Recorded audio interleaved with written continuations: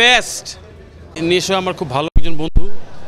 আমরা একসাথে ক্রিকেট খেলছি একটা সময়, সেলিব্রিটি লিগ হয়েছিল, তখন থেকে ওর সাথে আমার একটা ভালো সম্পর্ক 2012 থেকে। সিনেমার রমরমা অবস্থা চলে আসতেছে, সো এটাও একটা কারণ, যেহেতু আমি একজন মিউজিক ডিরেক্টর, অনেক ফিল্মের কাজও করছি, সো আমার একটা এক্সপিরিয়েন্সও হবে যে বর্তমানে ছবিগুলোর কী অবস্থা।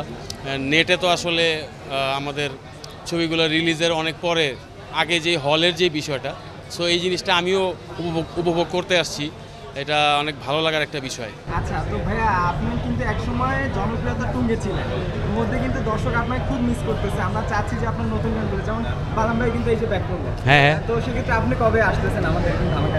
যখন আমার কাছে অফার আসবে কাজের, তখনই দেখতে পারবেন। আচ্ছা, শুধু কি আপনি সিনেমার জন্য অপেক্ষা করছেন? আমরা কি আপনার নিজের যে সংগুলো, মিউজিক ভিডিও, এগুলো দেখবো না?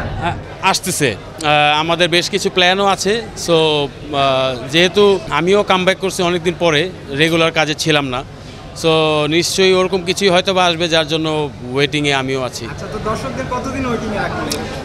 যতদিন না ভালো কাজটা আমাদের নিজেদের কাছে ভালো মনে হয়। আচ্ছা, তো আমরা বলতে পারি যে ভাইয়া ভালো কাজের জন্য অপেক্ষা করছেন। যেমন আমার রেকর্ড কি, যেমন আমি আগে 3 বছর অথবা 2 বছর মিলে একটা অ্যালবাম করতাম। একটা অ্যালবামে 10টা গান অথবা 12টা 13টা গান থাকতো আমার অ্যালবামে।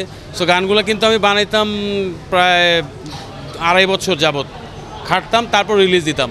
সো আমি গানে ব্যাক করছি বেশি দিন হয় নাই, প্যান্ডামিকের পরে আসলে বেসিক্যালি বলা যায় যে জেনুইনলি আসা, যেহেতু তুই আর আমি গানটা আসছে, তারপর ফিচারিং, সো ওই গানটা একটা স্টার্টিং ছিল।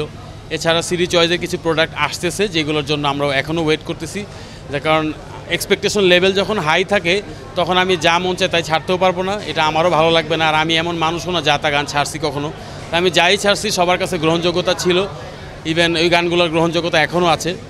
সো ওইটার জন্যই স্পেশালি আমার স্যাটিসফ্যাকশনের জন্য দেরি হচ্ছে।